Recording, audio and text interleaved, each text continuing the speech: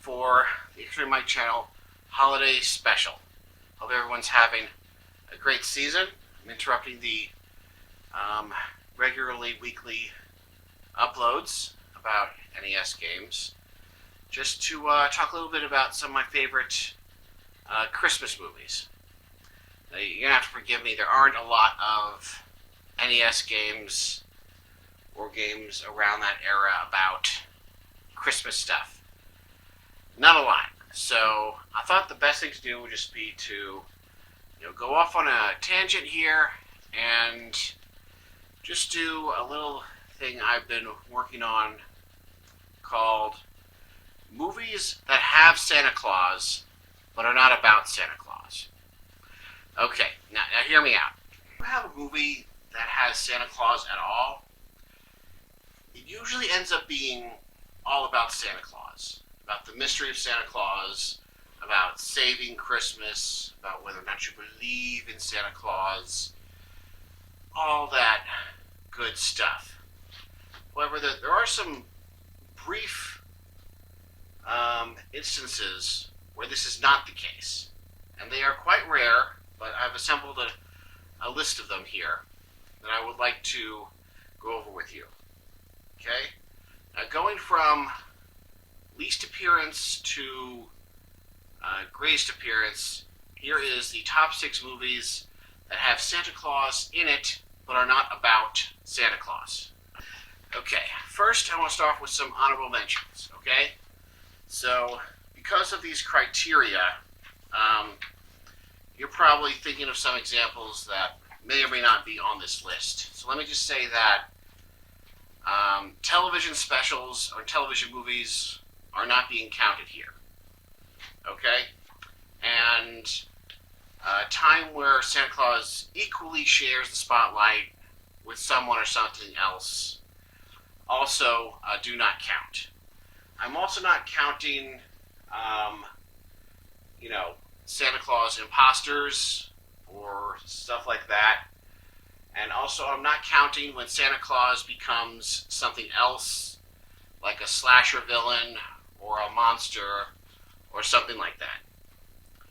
Okay, but still, I do want to recommend Rare Exports, okay, which is one of those latter situations where we think Santa Claus is all over the place, but then there's some reveals and what have you. It's a Scandinavian movie. If you liked the found footage Troll Hunter movie, you're really going to like Rare Exports, so please check it out. Okay, and there's also Fred Claus, which is technically not about Santa Claus, but his brother Fred, played by Vince Vaughn. And Paul Giamatti and Vince Vaughn both do a great job. The problem is there's too much Santa Claus in it for me to not really say that the movie is, in fact, ultimately about Santa Claus. Okay. And then there's the Polar Express, which, has a whole bunch of other stuff going for it, but, I mean, the Tom Hanks Santa Claus, it does only appear very, very briefly, but, again, as I said, the entire movie is pretty much about searching for Santa Claus and believing in Santa Claus. So at the end of the day, the Polar Express is about Santa Claus. I would like to mention that if there was a Rankin Bass television special that follows these rules, it would be the original animated Frosty the Snowman. Because remember, that story is, in fact, about Frosty the Snowman, but at the end, you do see Santa Claus appear.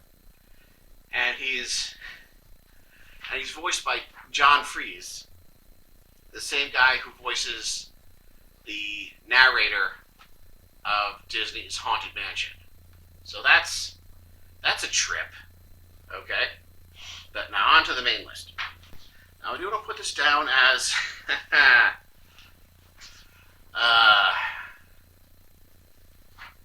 I do count this as a runner-up. I think this one is close enough, okay? Even though it does somewhat violate my rules. The movie Shazam, okay? This is a superhero film in the DCU. Um, that I'm not going to go into the history of the comic book character Shazam because that would take me 5 hours. But suffice it to say, it's a superhero movie where a young kid gains superpowers, and it takes place during the Christmas season. The same way Gremlins does and Die Hard. You know, and at the same time, it fits with the theme because in order to defeat the villain, he has to learn to give selflessly of his powers so that all of his foster brothers and sisters can have superpowers at the same time, ultimately defeating the villain. So it works thematically. But because all the characters are kids who get made up into adults when they get superpowers, there's this scene where they rescue a Santa Claus. And the kids, even though they look adults, are still children, and they totally believe in Santa Claus. And they treat him like he is, in fact, the real Santa Claus. And it's played for laughs, but it gets me every time. And so I'm going to allow it. So I'd like to recommend as a Santa Claus appearance. And it's just that they don't specifically say that he isn't the real Santa Claus. He just acts like an actor. Like a real person who is, going through standard superhero city destruction panicking. As well he should. Okay, so I'm counting that. Okay, on to the main list. Okay, number 1. Okay, from the 80s we have One Magic Christmas. Now, this, not to be confused with The Night They Saved Christmas, this is a Mary Steenburgen movie, and this took place during peak Steenburgen time, okay? And she's like the ultimate person who plays a mother to someone, and what have you. So, this one is about Mary Steenburgen who's dealing with not having commercial comforts during the holidays, okay, because of, the economy's taking a downturn where she is. And if there's enough other stuff going on in this movie, so for me to say that it isn't really about Santa Claus. Yes, the daughter takes like a magic trip to talk to Santa Claus and gets back the last letter that she sent to Santa Claus, and, it picks up her mother's spirits, but there's a lot of other stuff going on in this movie. There's angels, there's time loops, there's bank robberies, so, yeah, it has much more of a It's a Wonderful Life kind of vibe than, a Santa Claus the movie vibe. So, I'm definitely going to put this one on the list. Okay, and the second one, which maybe fits this list more than anything else, is The Lion, the Witch, and the Wardrobe. I'm just going to put up the Disney version here, because I think of it quite fondly. Okay, this one I find is the most hilarious and amazing of all the entries on this list, because there's this fantasy trope where the hero gets what they call supernatural aid. Like, someone gives them their father's lightsaber, or they pull a sword from the lake, or something like that. And then they, get the aid that they need to defeat supernatural beings or whatever. In this movie, those supernatural gifts are just given to you by Santa Claus. Like, literally Santa Claus shows up and gives you weapons you need to fight the White Witch with. And that is just, wow, that is like the greatest thing that has ever been put into a fantasy novel that I have ever heard of. And I'm so happy that it's there. So, hats off to Santa Claus as he appears in The Lion, the Witch, and the Wardrobe. Okay, now next might be his most fun appearance. And I really do like this one in Rise of the Guardians. Now, for those of you who don't know, this is from a series of books about the Guardians of Childhood. Like, there's a little tiny novella for, like, the Sandman and the Easter Bunny and Santa Claus or whatever. For the big CG blockbuster movie, they just skip straight to the end where all the Guardians together and form like the Avengers and fight the Boogeyman. Okay, which is great because you get to have Santa Claus there, but it's not all about him. He's part of a team, and he has to work in a team dynamic. And I think the movie is just so much fun. And I really, really love Saint Nick as he appears in this movie. It's super great. I think everyone should watch it, even when it's not Christmas. Okay? Now here we are. Here's probably the most obscure one. Most people don't even know about this. I didn't know about it until a few years ago. But this is one of my wife's favorite Christmas movies, Christmas with the Cranks, starring Tim Allen and Jamie Curtis. Thank you.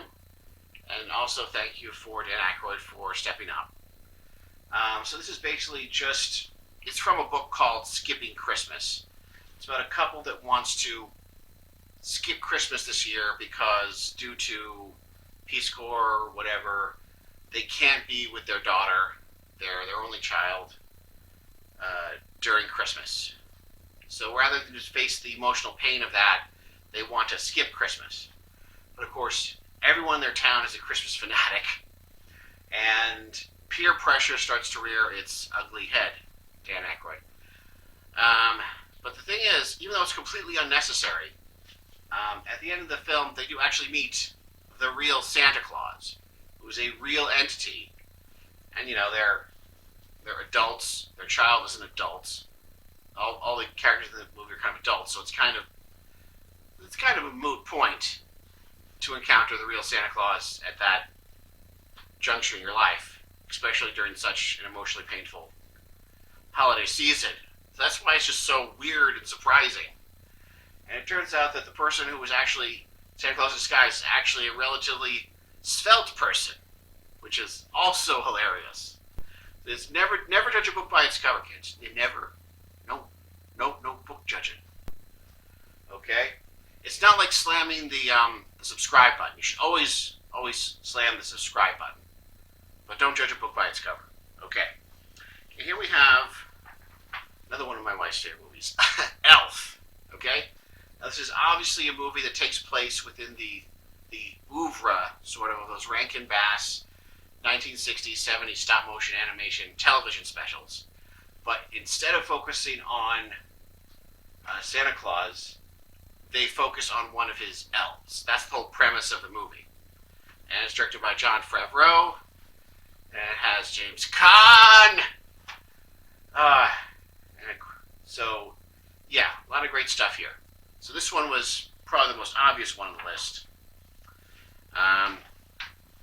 So yeah, the whole thing about not focusing on Santa Claus all the time is the premise of the movie. And we definitely love watching that one every Christmas season. Okay. So last but certainly not least is The Nightmare Before Christmas. Okay? Okay, once again, this is where two things come together. You have Halloween meets Christmas. So Santa Claus does appear, and he does play a pivotal role. But, yeah, the movie isn't about him. It's really about this eternal conflict with the Pumpkin King, okay? But still, even though he's, kind of creepy and grotesque because he was designed by Tim Burton, he's still great. He still managed to do the Santa Claus thing without making it all about him, okay? So, of course, anyone who's been in a Hot Topic knows that The Nightmare Before Christmas does not need any introduction or further promotion. It is famous. Okay, before I go, there is one more, and that is Harold and Kumar's Christmas Spectacular. In this movie, it's a fairly standard stoner comedy. I have a soft spot for stoner comedies. I feel that they are given license to be sillier than other movies created for adults, even comedies. And so I think that gives them a bit of an edge. And so a lot of stuff happens in this movie. It's basically about trying to find a Christmas tree on Christmas Eve. in New York City, which is, at least it shouldn't be as difficult as it is in the movie. Around here, there's always plenty of extra Christmas trees. I don't know what they're doing over there. It's so wrong. But yeah, so at the climax of the movie, when they are stoned, they accidentally cause Santa Claus to crash, and he is deathly ill. And Cal Penn has to muster up all of his medical skills to perform an emergency trauma surgery on Santa Claus so that he lives, which is ridiculous because, even if they just barely save his life, I don't know if he's going to be able to deliver all the rest of those presents that night, You give him a couple hours to recover, jeebus. Okay, but yeah, that is the real Santa Claus. He does appear here. Was it all a hallucination? I don't know. I don't think even those two could possibly smoke that much. So of course, I do think this is in fact a real appearance of Santa Claus in a movie that is otherwise about Neil Patrick Harris and Donnie Trejo, who is amazing in this film. I think everybody should see the movie just for that. Okay? Because he's super awesome. Alright? Okay, well, that's my list. And if anyone can think of any other movies where this is the case, please leave in the comments. Let me have them. I want. This is my hobby. This is my holiday hobby: collecting movies that feature Santa Claus but are not about Santa Claus. Well, I've had a wonderful year with you guys. Thank you for all your help. If you can, like, comment, and subscribe. And I wish you all a happy holidays and a Merry Christmas. So thank you and good night.